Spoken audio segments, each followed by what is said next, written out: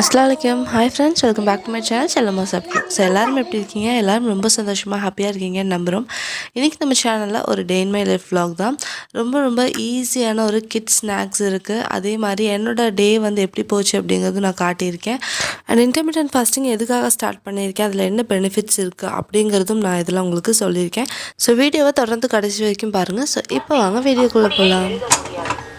அதாவது ஞாபகம் இருக்கோ அது அப்படியே எழுதுறது. அண்ட் இன்றைக்கி மார்னிங் எழுந்ததுமே சுடு தண்ணியெல்லாம் வச்சாச்சு.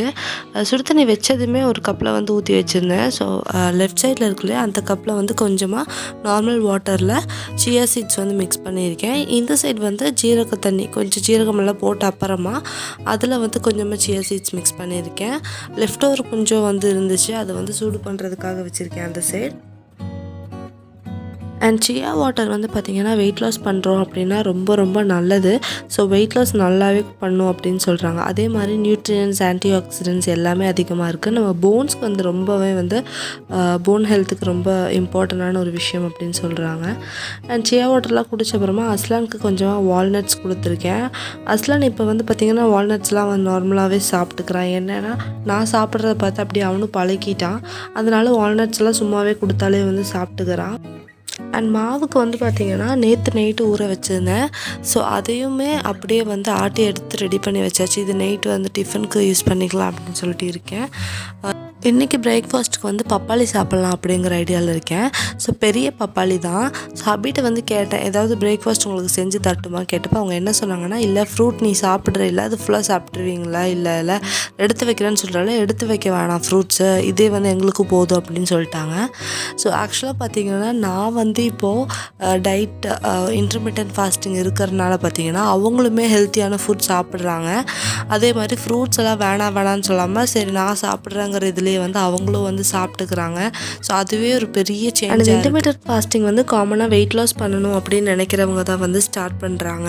அண்ட் இதில் வந்து என்ன பார்த்திங்கன்னா நம்ம வந்து கலோரிஸ் வந்து கம்மியாக சாப்பிடுவோம். அதே மாதிரி டைம் இருக்குது.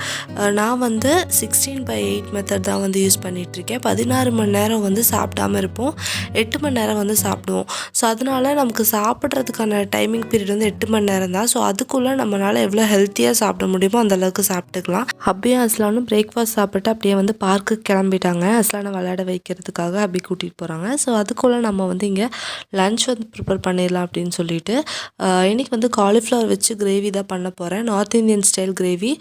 காலிஃப்ளவர் பொட்டேட்டோ வச்சு தான் பண்ண போகிறேன். ரொம்ப ஈஸியான கிரேவி, ஆனால் டேஸ்டியாக இருக்கும் நல்லா. நம்ம இன்டர்மிட்டன்ட் ஃபாஸ்டிங் பற்றி பேசிகிட்டே வந்துட்டு நம்ம லன்ச் ப்ரிப்பேர் பண்ண ஆரம்பிக்கலாம். ஸோ இன்டர்மிட்டன்ட் ஃபாஸ்டிங்கில் வந்து பார்த்திங்கன்னா நம்மளோட மெட்டபாலிசம் வந்து அதிகமாகுது அப்படிங்கிற மாதிரி சொல்கிறாங்க. அதனால வந்து தேவையில்லாத கொழுப்பெல்லாம் இருக்கும் இல்லையா, அது எல்லாமே வந்து கலோரியாக மாறிடுது அப்படிங்கிறதும் வந்து சொல்கிறாங்க. இதனால வெயிட் லாஸ் ஆகுமாமா. அதே மாதிரி இதில் நம்ம 2 வேளை உணவு தான் வந்து சாப்பிட்றோம் இல்லையா, அது ஃபுல்லாக ஜீரணமாகி அதோட கழிவுகள் எல்லாமே வந்து வெளியில் போனதுக்கு அப்புறம் தான் அடுத்த வேளை உணவு வந்து நம்ம எடுக்கிறோம். ஸோ இந்த விஷயத்துலேருந்தே நமக்கு வந்து தெரிய வர்றது என்ன அப்படின்னா, நம்மளோட கெட்ட கொழுப்பு எல்லாமே வந்து உடம்புல தங்காது அப்படிங்கிறது தான். ஸோ இதனால் வந்துட்டு உடம்பு வந்துட்டு என்ன பிரச்சனை இருந்தாலுமே அதுவே வந்துட்டு சொல்யூஷன் வந்து கண்டுபிடிச்சிக்குது அப்படிங்கிற மாதிரி சொல்கிறாங்க. கண்டுபிடிச்சி அதை சரியும் பண்ணிக்குது அப்படிங்கிறதும் வந்து இதில் சொல்கிறாங்க. அண்ட் இங்கே வந்து நான் ஆயில் சூடு பண்ணுறதுக்காக வச்சுருக்கேன். அதுக்கு இடையில் வந்து நம்ம பாஸ்மதி ரைஸ் வந்து ஊற போட்டலாம் சொல்லிட்டு பாஸ்மதி ரைஸ் வந்து எடுத்துகிட்ருக்கேன். அண்ட் இன்டர்மிட்டன்ட் ஃபாஸ்டிங் பொறுத்த வரைக்கும் நீங்கள் ஒயிட் ரைஸ், மைதா, ஒயிட் சுகர், இந்த ஒயிட் கலர் இருக்கிற ஐட்டம்ஸ் எல்லாமே வந்துட்டு தவிர்க்கிறது தான் ரொம்ப நல்லது. அப்போ தான் நமக்கு நல்ல ரிசல்ட் கிடைக்கும். அதே மாதிரி பேக்கேஜ்டு ஃபுட், ஜங்க் ஃபுட்ஸ் இது எல்லாமே நம்ம ஸ்டாப் பண்ணணும். நிறைய வெஜிடபிள்ஸ், நிறைய ஃப்ரூட்ஸு, நிறைய நட்ஸு, நிறைய ப்ரோட்டீன்ஸ் உள்ள ஐட்டம்ஸ் எல்லாமே வந்து நம்ம நிறைய சாப்பிட்டுக்கலாம். அது வந்து ரொம்ப நல்லது. ஸோ நம்ம நிறைய ஃப்ரூட்ஸு, நிறைய வெஜிடபிள்ஸ் எல்லாம் சாப்பிடும்போதே நம்ம உடம்பு வந்து நல்லா ஹெல்த்தியாக இருக்கும். நான் வந்து ஃபீல் பண்ண ஒரு விஷயம் என்னென்னா, என்னோடய ஸ்கின் வந்து நல்லா க்ளோ ஆக ஆரம்பிச்சிது. அதை தான் நான் ஃபஸ்ட்டு வந்து நோட் பண்ணேன். அதே மாதிரி எல்லாருமே ஃபேஸில் வந்துட்டு உங்கள் ஃபேஸ் வந்து இது கம்மியாக இருக்குது அப்படிங்கிற மாதிரி ஃப்ரெண்ட்ஸ் எல்லாருமே வந்து சொன்னாங்க. ஸோ அந்த மாதிரி ஒரு இது கிடைக்கும் போதே நமக்கு வந்து ஒரு மோட்டிவேஷ்னலாக இருக்கும். வெளியில் இருக்கிறவங்க 2-3 பேர் சொல்லும் போதே நமக்கு ஒரு மோட்டிவேஷ்னல் வந்துடும். ஆக்சுவலாக எனக்கு கேட்கும்போது ரொம்பவே ஹாப்பியாக இருந்துச்சு. சரி நம்ம வெயிட் லாஸ் ஆகுது அப்படிங்கிற மாதிரி. இதுக்கும் நான் நார்மலான ஃபுட் தான் எடுத்துகிட்ருக்கேன். ரொம்ப ரெஸ்ட்ரிக்டடான ஃபுட்ஸ் எல்லாம் கிடையாது. நான் எப்போவுமே குக் பண்ணுற ஃபுட்ஸ் எது சாப்பிடுவேனோ அதே மாதிரி தான் சாப்பிட்ருக்கேன். பட் வந்து என்னோடய டைமிங் மட்டும்தான் சேஞ்ச் ஆகிருக்கு. அதே மாதிரி நான் ஜங்க் ஃபுட்ஸ் கொஞ்சம் கம்மி பண்ணிட்டேன். பேக்கேஜ்டு ஃபுட்ஸுமே வந்து நல்லாவே கம்மி பண்ணிட்டேன். இல்லாட்டி பிஸ்கெட்ஸ் எல்லாம் வந்து நல்லாவே சாப்பிடுவேன். அது எல்லாமே வந்து இப்போ கொஞ்சம் கம்மி பண்ணிட்டேன். பட் அது வந்து நல்லாவே இருக்குது. ஏன்னா நம்ம நல்ல விஷயத்துக்காக பண்ணுறோம் அப்படின்னு நினச்சிட்டு பண்ணும்போது அதில் வந்து நமக்கு ஒரு அதிகமான மோட்டிவேஷன் கிடைக்கிது. ஸோ சூடான ஆயிலில் வந்துட்டு கொஞ்சம் காலிஃப்ளவரும் இதுவும் பொட்டேட்டோ போட்டு ஃப்ரை பண்ணி எடுத்துட்டேன் தனியாக. அதுக்கப்புறம் இன்னும் கொஞ்சம் ஆயில் சூடு பண்ணி அதில் ஒரு 2 வெங்காயம், பெரிய சைஸ் வெங்காயம் 3 வெங்காயம் ஆட் பண்ணியிருக்கேன். கொஞ்சமாக முந்திரி பருப்பு ஆட் பண்ணிக்கலாம். இந்த கிரேவிக்கு வந்து இந்த முந்திரி பருப்பு தான் நல்ல ஒரு பைண்டிங் வந்து கொடுக்கும். இது நல்லா வந்துட்டு ஃப்ரை ஆகட்டும். ரொம்ப ப்ரௌன் கலர் ஆகணும் கிடையாது. வெங்காயம் நல்லா வெந்த மாதிரி ஆனால் போதும். இதில் வந்து 1 டேபிள் ஸ்பூன் அளவு இஞ்சி பூண்டு பேஸ்ட் வந்து ஆட் பண்ணிக்கலாம். ஆட் பண்ணிட்டு நல்லா மிக்ஸ் பண்ணி விட்டுருங்க. இஞ்சி பூண்டோட மனம் வந்து லைட்டாக மாறட்டும். இஞ்சி பூண்டு பேஸ்ட்டோட பச்சை மணமெல்லாம் போன அப்புறமா தக்காளி ஒரு 3 மீடியம் சைஸ் தக்காளி கட் பண்ணி வச்சுருந்தேன். அதையும் வந்து ஆட் பண்ணிட்டு நல்லா வணக்கிங்களா. கொஞ்சமாக உப்பு போட்டுட்டிங்கன்னா சீக்கிரமாக வணங்கி கிடச்சிரும் எல்லாமே. ஸோ இது நல்லா வணங்கின அப்புறமா நல்லா ஆற விட்டுட்டு இதை வந்து நம்ம அரைச்சி எடுத்துக்க போகிறோம். ஸோ கிரேவிக்கான ஐட்டம்ஸ் எல்லாம் ஆறுறதுக்குள்ளே நம்ம குஸ்கா மாதிரி வச்சிடலாம் அப்படின்னு சொல்லிட்டு அதுக்கான ஐட்டம்ஸ் எல்லாம் வந்து எடுத்து வச்சுட்ருக்கேன். நான் இந்த இன்டர்மிட்டன்ட் ஃபாஸ்டிங்கில் வந்து ஒயிட் ரைஸ் வந்து கொஞ்சம் கம்மி பண்ணியிருக்கேன். அதாவது அளவு கம்மி பண்ணியிருக்கேன். நான் எப்போவும் வைக்கிற மாதிரி வச்சு அதே ஃபுட்ஸாக சாப்பிட்ருக்கேன். எந்த டயட்டுக்குன்னு சொல்லி நான் எதுவுமே ஃபாலோ பண்ணல. எப்பவும் நான் குக் பண்ணுற ஃபுட் நான் சாப்பிட்ருக்கேன். ஃப்ரூட்ஸ் மட்டும் கொஞ்சம் அதிகமாக எடுத்துகிட்ருக்கேன். ஸோ இந்த சைட் வந்து காலிஃப்ளவர் பக்கோடா போடுறதுக்காக ஐட்டம்ஸ் எல்லாம் போட்டுட்ருக்கேன். 1 table spoon chilli powder, 1/2 teaspoon வந்து மஞ்சள் தூள், கொஞ்சமாக கரம் மசாலா, 1 டேபிள் ஸ்பூன் அளவு இஞ்சி பூண்டு பேஸ்ட் போட்டுட்டு நல்லா மிக்ஸ் பண்ணி விட்டுருங்க. கொஞ்சமாக ஜீரகத்தூள் வந்து அதுவும் ஆட் பண்ணிக்கோங்க. நல்ல மணமாக இருக்கும். நல்லா மிக்ஸ் பண்ணி விட்டு இதில் லைட்டாக தண்ணி விட்டு மிக்ஸ் பண்ணிக்கலாம். இதுக்கப்புறமா இதில் வந்து கார்ன்ஃப்ளவர் வந்து ஆட் பண்ணிக்கலாம். கார்ன்ஃப்ளவர் வந்து ஒரு 2லேருந்து 3 டீஸ்பூன் வந்து ஆட் பண்ணிக்கோங்க. ஆட் பண்ணிட்டு அதை நல்லா வந்துட்டு மிக்ஸ் பண்ணி விட்டுருங்க. இது வந்து நல்ல ஒரு பைண்டு கொடுக்கும் நம்மளோட காலிஃப்ளவருக்கு. ஆட் பண்ணிவிட்டு ஒரு 5 டீஸ்பூன் ஆட் பண்ணியிருக்கேன் டோட்டலாக கார்ன்ஃப்ளவர். ஆட் பண்ணிட்டு நல்லா மிக்ஸ் பண்ணி விட்டுடலாம். இதை வந்து காலிஃப்ளவர் மேலே அப்படியே வந்துட்டு ஆட் பண்ணி விட்டுடலாம். காலிஃப்ளவர் நான் ஆல்ரெடி எல்லாத்தையுமே ஒட்டுக்கா போட்டு மஞ்சத்தூள், உப்பு போட்டு கொஞ்சமாக சுடு தண்ணியில் போட்டு எடுத்திருக்கேன். ஸோ அந்த மாதிரி பண்ணிட்டு யூஸ் பண்ணும்போது தான் வந்து காலிஃப்ளவரில் இருக்கிற அந்த புழுவெல்லாம் வந்து போகும். இல்லைனா அதுலேயே வந்து இருக்கும், நமக்கு தெரியாது. ஸோ கண்டிப்பாக காலிஃப்ளவர் சுடு தண்ணியில் போட்டு எடுத்ததுக்கப்புறமா யூஸ் பண்ணணும். நல்லா மிக்ஸ் பண்ணி வச்சிடலாம். இது வந்து சாப்பாடு வச்சு முடிச்ச அப்புறமா நம்ம வந்து பக்கோடா மாதிரி போட்டு எடுத்துக்கலாம்னு சொல்லிட்டு அப்படியே வந்து வச்சாச்சு. அதுக்குள்ளே அஸ்லானும் வந்துட்டு விளாண்டுலாம் முடிச்சுட்டு வந்துட்டான். அவனுக்கு வந்து இந்த பச்சை திராட்சை ரொம்பவே பிடிக்குது. அதனால நான் கொஞ்சம் வாங்கி வச்சுருந்தேன். இந்த தடவை பிளாக் கிரேப்ஸும் வாங்கிட்டு வந்திருந்தேன். பிளாக் கிரேப் சாப்பிட மாட்டேங்கிறான். அது பூச்சி மாதிரி இருக்குதுன்னு நினைக்கிறாடா என்னன்னு தெரில. அது வேண்டான்னு சொல்லி ரொம்ப இது பண்ணுறான். ஸோ அப்படியே இது கூட மிக்ஸ் பண்ணி கொடுத்தாச்சு. இப்போ நம்மளோட அந்த கிரேவிக்கான ஐட்டம்ஸ் எல்லாம் அரைச்சிட்டு வந்துடுங்க. நல்லா மை மாதிரி அரைச்சிடணும். அடுத்த பேனில் இன்னும் கொஞ்சம் எண்ணெய் சூடு பண்ணிவிட்டு நம்மளோட இந்த அரைச்சிட்டு வந்த இந்த பேஸ்ட் இருக்குல்ல, இது வந்து ஆட் பண்ணிக்கலாம். ஆட் பண்ணிட்டு இது நல்லா சுருண்டு வர வரைக்கும் நல்லா வந்து மிக்ஸ் பண்ணி விடுங்க. இதுலேயே வந்து நம்ம மசாலா எல்லாமே வந்து ஆட் பண்ண போகிறோம். மிளகாய்த்தூள் கொஞ்சமாக ஆட் பண்ணுறேன். ஏன்னா நான் நிறைய காரம் சேர்த்த மாட்டேன். அதனால கொஞ்சமாக மல்லித்தூள் ஆட் பண்ணிக்கோங்க. கொஞ்சமாக மஞ்சள் தூள், அப்புறமா கரம் மசாலா கொஞ்சமாக ஆட் பண்ணிட்டு நல்லா வந்து மிக்ஸ் பண்ணி விட்டுருங்க. கரம் மசாலா இல்லைங்கிற பட்சத்தில் நீங்கள் சிக்கன் மசாலா கூட ஆட் பண்ணலாம். நல்லா டேஸ்டியாக இருக்கும். எல்லாமே ஒரு 1/2 டீஸ்பூன் 1 டீஸ்பூன் தான் ஆட் பண்ணியிருக்கேன். கம்மி மசாலா போதும், நல்லா டேஸ்டியாகவே வரும். இதை வந்து நல்லா மிக்ஸ் பண்ணிக்கோங்க. இதுக்கிடையிலே வந்து நான் குஸ்காக்கான சாப்பாடும் வந்து இன்னொரு ஸ்டவ்வில் வந்து வச்சுட்டேன். ஸோ டக்குன்னு வேலை முடிஞ்சிடும். இந்த சைட் குக்கர் விசில் வச்சு விட்டுறலாம். அந்த சைடு வந்து குழம்பு வந்து கொதிச்சிட்ருக்கு.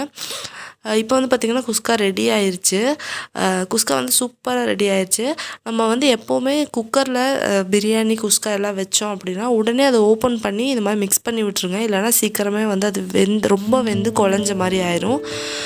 இங்கே வந்து நம்ம கிரேவி நல்லா ரெடி ஆகிட்டுருக்கு. நல்லா வந்து சுருண்டு வரணும். சுருண்டு வர வரைக்கும் நல்லா மிக்ஸ் பண்ணி விடுங்க.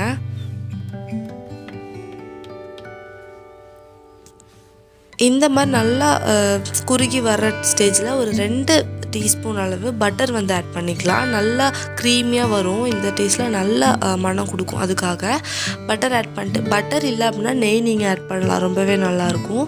ஆட் பண்ணிட்டு நல்லா மிக்ஸ் பண்ணி விடுங்க. இது இன்னும் நல்லா சுருண்டு வரட்டும்.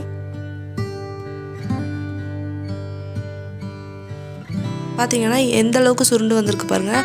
அல்வா கன்சிஸ்டன்சிக்கு வந்துருச்சு. நம்ம அந்த கேஷ்யூ நட்டெல்லாம் போட்டனால நல்லாவே குறுகி கிடைக்கும். ஸோ இந்த சைடு நான் வந்து ஆயில் சூடு பண்ணியிருக்கேன், பக்கோடா வந்து பண்ணிடலாம் அப்படி சொல்லிட்டு. இப்போ வந்து தண்ணி ஆட் பண்ணிக்கலாம். அது நல்லா குறுக்கி வந்தப்புறமா எந்த அளவுக்கு உங்களுக்கு கன்சிஸ்டன்சி வேணுமோ கிரேவிக்கு அந்தளவுக்கு தண்ணி ஆட் பண்ணிக்கோங்க. ஆட் பண்ணிட்டு நல்லா மிக்ஸ் பண்ணி விட்டுருங்க. பண்ணிக்கலாம். கொஞ்சமாக கரம் மசாலா இந்த ஸ்டேஜில் இன்னும் கொஞ்சம் ஆட் பண்ணுறேன். ஸோ மனம் வந்து நல்லாயிருக்கும், அதுக்காக தான் ஆட் பண்ணிட்டு நல்லா மிக்ஸ் பண்ணிடலாம். இப்போ நம்ம ஆல்ரெடி எண்ணெயில் வறுத்து வச்சோம் இல்லையா, காலிஃப்ளவரும் பொட்டேட்டோ அதுவும் வந்து ஆட் பண்ணிடுங்க. அந்த எண்ணெயில் வறுக்கும் போதே பாதி வந்து குக் ஆகிருக்கும். பொட்டேட்டோவும் சரி காலிஃப்ளவரும் நல்லா பாதி குக் ஆகிருக்கும். இப்போ பாதி மட்டும் குக் ஆனால் போதும், அந்தளவுக்கு மட்டும் நம்ம மிக்ஸ் பண்ணி விட்டால் போதும். ஷாலோ ஃப்ரை தான் பண்ணி எடுத்தோம், சும்மா லைட்டாக சாட்டே பண்ணி எடுத்தோம் ஆயிலில் போட்டுட்டு. இப்போ நல்லா வந்து மிக்ஸ் பண்ணி விட்டுருங்க. இது நல்லா வந்து வேகறதுக்கு வந்து விட்டுருங்க. க்ளோஸ் பண்ணி வச்சாலுமே வந்து சரி தான். இப்போ ஃபைனலாக நான் கொஞ்சமாக வந்து கசூரி மேத்தி வந்து ஆட் பண்ணுறேன். இது இன்னும் ஒரு 2 to 3 மினிட்ஸ் கொதிக்கணும். அதுக்கு முன்னாடி கசூரி மேத்தி ஆட் பண்ணோம் அப்படின்னா அந்த நார்த் இந்தியன் ஸ்டைலோட ஃப்ளேவர் வந்து வரும். அந்த கசூரி மேத்தி ஆட் பண்ணும்போது நம்ம குருமாவுக்கு நல்லாயிருக்கும். அது எங்கள் வீட்டில் ஹப்பிக்கு வந்து நார்த் இந்தியன் ஸ்டைலில் செய்கிற எல்லா ஃபுட்டுமே ரொம்ப பிடிக்கும். அதனால நான் வந்து மேக்ஸிமம் அதில் ஏதாவது ஒரு சின்ன ஒரு இது வந்து அதில் ஆட் பண்ணிப்பேன்.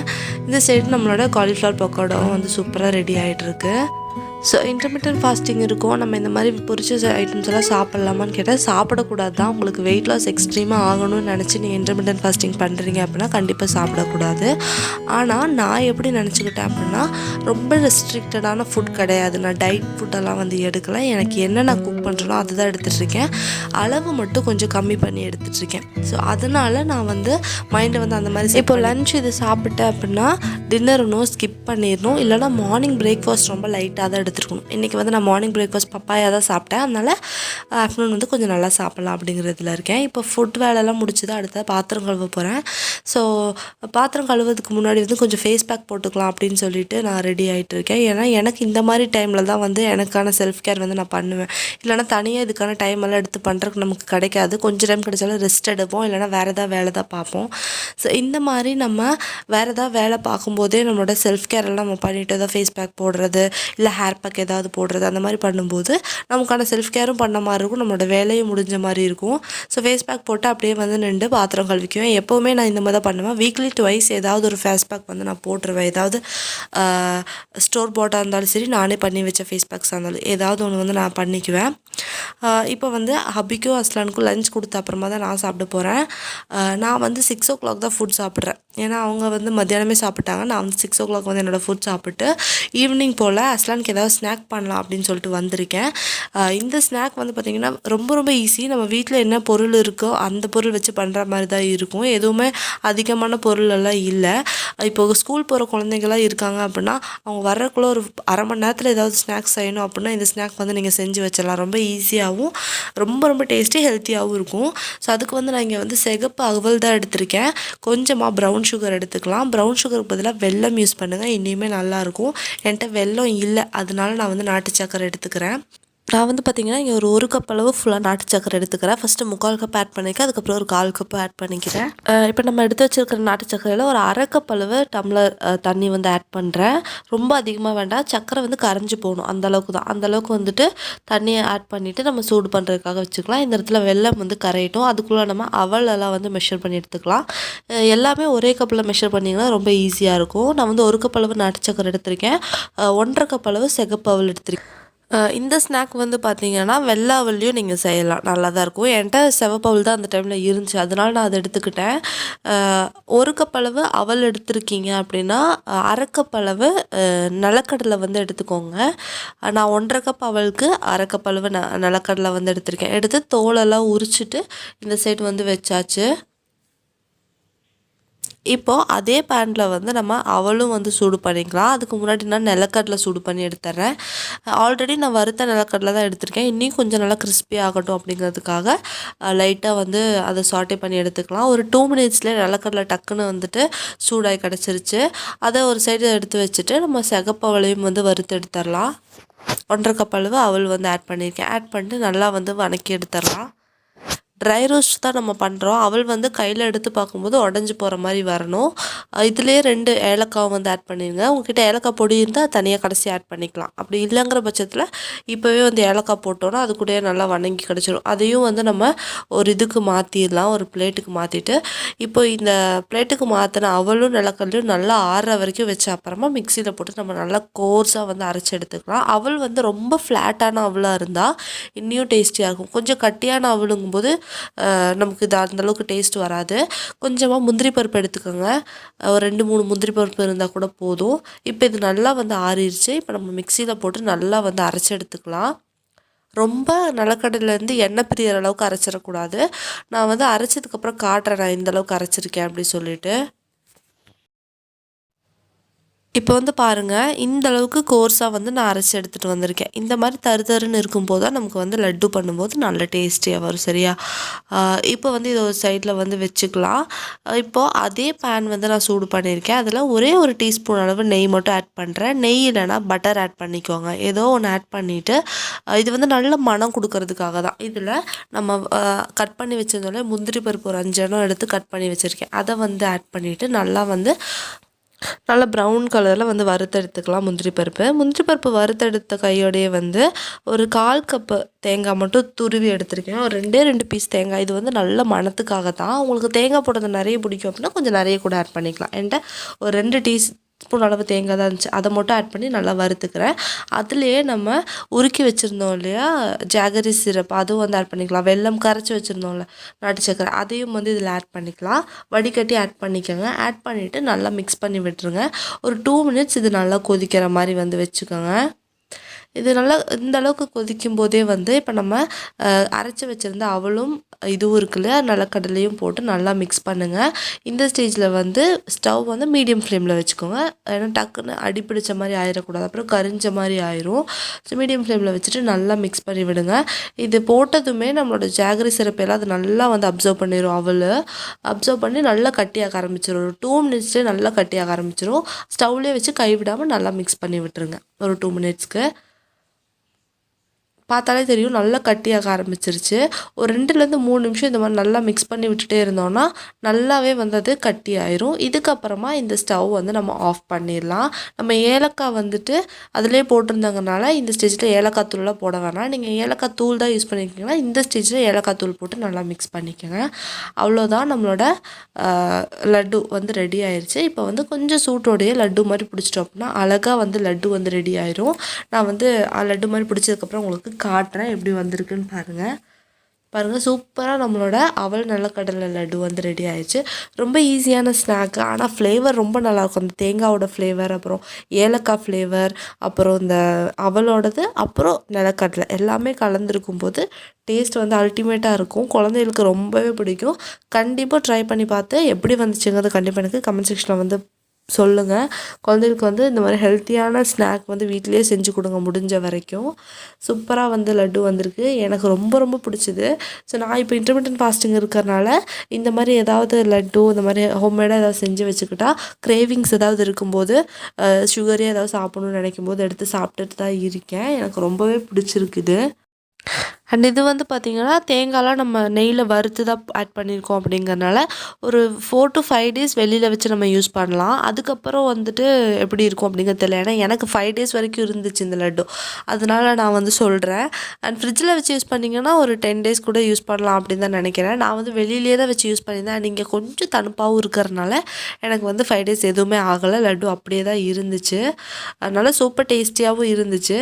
இந்த மாதிரி வீட்டில் ஹெல்த்தியான ஃபுட்டு வந்து குழந்தைகளுக்கு கண்டிப்பாக செஞ்சு கொடுங்க. அவங்க விரும்பி சாப்பிட்றதும் இல்லாமல் ஹெல்த்தியாகவும் வந்து சாப்பிட்ற மாதிரி இருக்கும். அண்ட் இன்றைக்கி நம்ம பார்த்தா லட்டு ரெசிபியும் சரி, கிரேவி ரெசிபியும் ரொம்பவே டேஸ்டி அண்ட் ஈஸியான ரெசிபிஸ். கண்டிப்பாக வீட்டில் ட்ரை பண்ணி பாருங்கள். அண்ட் எப்படி வந்துச்சுங்கிறதும் எனக்கு கமெண்ட்ஸில் வந்து ஷேர் பண்ணுறதுக்கு மறக்காதீங்க. அண்ட் எனக்கு இன்றைக்கி தெரிஞ்ச இன்டர்மிட்டன்ட் ஃபாஸ்டிங்ஸோட டீட்டெயில்ஸ், நான் கொஞ்சம் படித்து தெரிஞ்சுக்கிற டீட்டெயில்ஸ் பற்றி உங்களுக்கு நான் ஷேர் பண்ணேன். அதுவும் உங்களுக்கு யூஸ்ஃபுல்லாக இருக்கும் நம்புகிறேன். இன்னொரு வீடியோவில் கண்டிப்பாக இன்டர்மிட்டன்ட் ஃபாஸ்டிங்கோட என்னோட ஃபுல் ரிசல்ட்ஸ் என்ன அப்படிங்கிறது நான் வந்து ஷேர் பண்ணுவேன். அண்ட் இந்த வீடியோ இதோட முடியுது. அண்ட் இந்த வீடியோ உங்களுக்கு ஏதாவது ஒரு வகையில் யூஸ்ஃபுல்லாக இருந்திருக்கும்னு நம்புகிறேன். அப்படி யூஸ்ஃபுல்லாக இருந்துச்சுன்னு நீங்கள் நினச்சிங்கன்னா கண்டிப்பாக நம்ம சேனலுக்கு ஒரு சின்ன லைக் கொடுத்து நம்ம சேனலை சப்ஸ்கிரைப் பண்ணி சப்போர்ட் பண்ணுங்கள். அண்ட் இன்னொரு நல்ல வீடியோட உங்கள் எல்லாத்தையும் வந்து நான் மீட் பண்ணுறேன். until then take care, bye bye, thank you, assalamu alaikum.